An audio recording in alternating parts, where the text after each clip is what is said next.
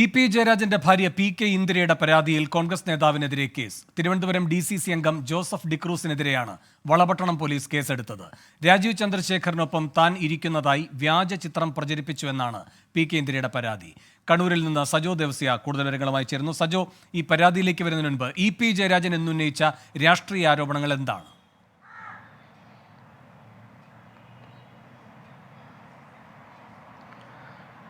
വേണു, ഈ വൈദേകം റിസോർട്ട്, വൈദേകം ആയുർവേദ റിസോർട്ടിന്റെ നടത്തിപ്പ് അല്ലെങ്കിൽ അവിടുത്തെ ആയുർവേദ ചികിത്സയുടെ നടത്തിപ്പ് തിരുവനന്തപുരത്തെ BJP സ്ഥാനാർത്ഥി രാജീവ് ചന്ദ്രശേഖറിന്റെ നിയന്ത്രണത്തിലുള്ള അല്ലെങ്കിൽ അദ്ദേഹത്തിന്റെ കമ്പനിയുടെ നിയന്ത്രണത്തിലുള്ള നിരാമയയ്ക്ക് കൈമാറിയിരുന്നു. ഇത് പ്രതിപക്ഷ നേതാവ് VD സതീശൻ രാഷ്ട്രീയ ആരോപണമായി തന്നെ ഉന്നയിച്ചിരുന്നു. രാഷ്ട്രീയ അന്തർധാര മാത്രമല്ല, കച്ചവട ബന്ധവും ഇ.പി. ജയരാജനുണ്ട്. BJP CPIM ബന്ധത്തിന് ഇടനില നിൽക്കുന്നത് ഇ.പി. ജയരാജനാണ് എന്നതായിരുന്നു ആ ആരോപണം.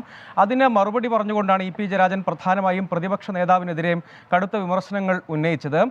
പല തൃക്കാക്കര തെരഞ്ഞെടുപ്പിന്റെ സമയത്ത് അശ്ലീല വീഡിയോ നിർമ്മിച്ചു. ഒപ്പം ഈ കാര്യത്തിൽ ഇതിൽ തന്നെ ചില ചിത്രങ്ങളൊക്കെ പുറത്തു വന്നിരുന്നു. അതിലൊരു ചിത്രം ഉയർത്തിക്കാട്ടിയാണ് ഇ.പി. പറഞ്ഞത് തൻ്റെ ഭാര്യ രാജീവ് ചന്ദ്രശേഖരനെ സന്ദർശിക്കുന്നു എന്ന മട്ടിൽ തല വെട്ടി മാറ്റി ഫോട്ടോ മോർഫ് ചെയ്ത് പ്രചരിപ്പിക്കുകയാണ് ചെയ്തത്. അങ്ങനെ അങ്ങേയറ്റം നികൃഷ്ടമായ രാഷ്ട്രീയമാണ് VD സതീശൻ പയറ്റുന്നത്, അല്ലെങ്കിൽ പ്രതിപക്ഷ നേതാവും കോൺഗ്രസും പയറ്റുന്നത്. അങ്ങനെ തന്നെ വ്യക്തിപരമായി ഇങ്ങനെ ഇല്ലാ കഥകൾ പറഞ്ഞ് ആക്രമിക്കാൻ ശ്രമിക്കുന്നു എന്നതടക്കമുള്ള കാര്യങ്ങളാണ് അദ്ദേഹം പറയാൻ ശ്രമിച്ചത്.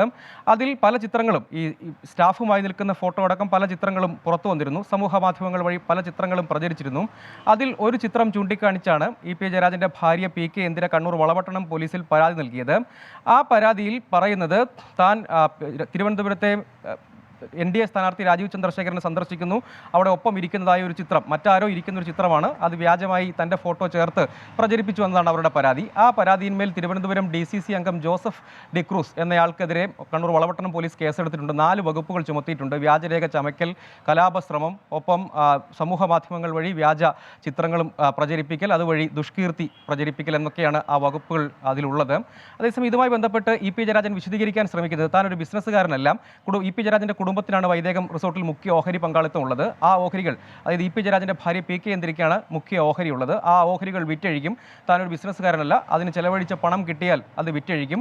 മറ്റെന്തെങ്കിലും തരത്തിലുള്ള ബന്ധങ്ങളില്ല. അദ്ദേഹം വീണ്ടും ആവർത്തിച്ച് വിശദീകരിക്കാൻ ശ്രമിക്കുകയാണ്. ഏതെങ്കിലും തരത്തിൽ രാജീവ് ചന്ദ്രശേഖരനെ നേരിട്ട് കണ്ടിട്ടില്ല എന്ന് അദ്ദേഹം ആവർത്തിച്ച് വിശദീകരിക്കാൻ ശ്രമിക്കുന്നു. അങ്ങനെ എന്തെങ്കിലും ഒരു കച്ചവട ബന്ധമില്ല. വൈദേകം സ്വന്തം നിലയ്ക്ക്, അദ്ദേഹത്തിന്റെ മുഖ്യ ഉപദേഷ്ടാവാണ് ഇ.പി. ജയരാജൻ. പക്ഷേ അതൊരു ഓട്ടോണമസ് ആയി തന്നെ സ്വന്തം നിലയ്ക്ക് തന്നെ ഭരിക്കപ്പെടുന്ന ഒന്നാണ്. അവർ അങ്ങനെ ഒരു ധാരണ, ഒരു കരാർ, ഒരു മാനേജ്മെന്റ് ഒരു എഗ്രിമെൻ്റ് ഉണ്ട്, ഒരു കരാറുണ്ട് എന്ന് അദ്ദേഹം സമ്മതിക്കുന്നുണ്ട്. പക്ഷേ അത് വൈദേകം സ്വന്തം നിലയ്ക്ക് ഒരു എഗ്രിമെൻ്റ് വെക്കുന്നു. നിരാമയ വരുന്നു. നിരാമയ അവിടെ ആയുർവേദ ചികിത്സയുടെ നടത്തിപ്പാണ് അവിടെ ഇപ്പോൾ ചെയ്തുകൊണ്ടിരിക്കുന്നത്. പക്ഷേ അതല്ലാതെ മറ്റേതെങ്കിലും തരത്തിൽ നേരിട്ട് കാണുകയോ ഫോൺ വഴിയോ അല്ലാതെയോ ഉള്ള ഏതെങ്കിലും പരിചയം രാജീവ് ചന്ദ്രശേഖറുമായി ഇല്ല.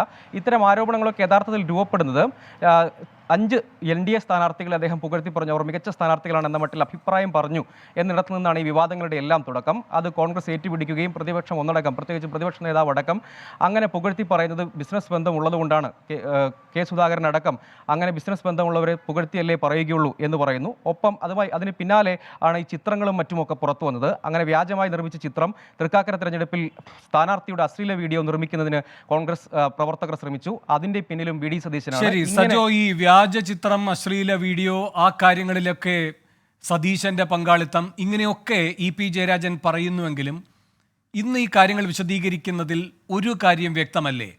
CPMന്റെ സംസ്ഥാന സെക്രട്ടറി തന്നെ പറഞ്ഞു, ഇങ്ങനൊരു ആരോപണം വന്നിരിക്കുന്നത് ഇ.പി. ജയരാജൻ തന്നെ വിശദീകരിക്കും.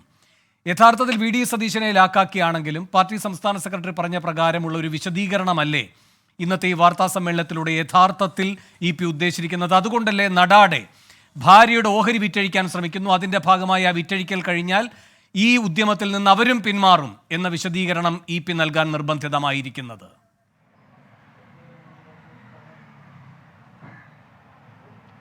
വേണു, ഇതിൽ ഏറ്റവും പ്രധാനപ്പെട്ട കാര്യം ഇ.പി. ജയരാജനെ ഏതെങ്കിലും നിലയ്ക്ക് പ്രതിരോധിക്കാൻ CPIM എന്ന പാർട്ടി തയ്യാറായിട്ടില്ലെന്ന് മാത്രമല്ല, അതിൻ്റെ സൈബർ വിങ് പോലും ഇ.പി. ജയരാജന് വേണ്ടി ശബ്ദിക്കുന്നില്ല എന്നത് ശ്രദ്ധേയമാണ്. അതായത് ഇ.പി. ജയരാജൻ സ്വന്തം നിലയ്ക്ക് ചില വിവാദങ്ങൾ സൃഷ്ടിക്കുന്നു, പരാമർശങ്ങൾ പലപ്പോഴും വിവാദമാകുന്നു. ഒപ്പം വൈദേകം റിസോർട്ടുമായി ബന്ധപ്പെട്ട് പലതരം ചർച്ചകൾ ഉണ്ടായതാണ്.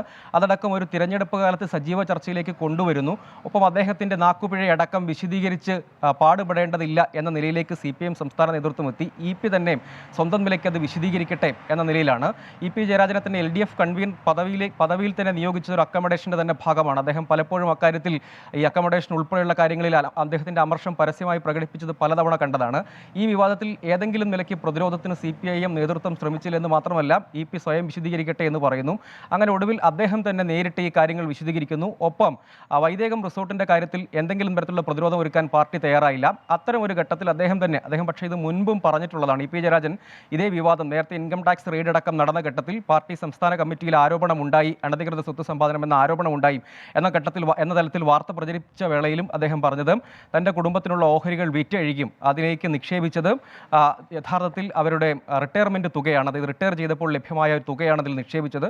ആ തുക തിരികെ ലഭ്യമായാൽ അത് വിറ്റഴിക്കും എന്ന് അദ്ദേഹം മുൻപും പറഞ്ഞിരുന്നു. പക്ഷേ ഇപ്പോഴും ആ ഓഹരി പങ്കാളിത്തമുണ്ട്. വീണ്ടും അദ്ദേഹം ആവർത്തിച്ചു പറയുന്നു അത് വിറ്റഴിക്കും എന്ന് അദ്ദേഹം പറയാൻ ശ്രമിക്കുകയാണ്. അതായത് ഇക്കാര്യത്തിൽ EP ജയരാജൻ യഥാർത്ഥത്തിൽ വലിയ തോതിൽ പ്രതിരോധത്തിലായിപ്പോയി. അതായത് UDF-നെ പ്രതിരോധത്തിലാക്കാം എന്ന് ലക്ഷ്യമിട്ടാണോ അദ്ദേഹം പറഞ്ഞതെന്നറിയില്ല. ഏതായാലും അദ്ദേഹത്തിൻ്റെ ആ പരാമർശം മുതൽ EP ജയരാജൻ സ്വന്തം നിലയ്ക്ക് കുരുക്കിൽ ചെന്ന് വീഴുന്ന സാഹചര്യം ഉണ്ടായത്.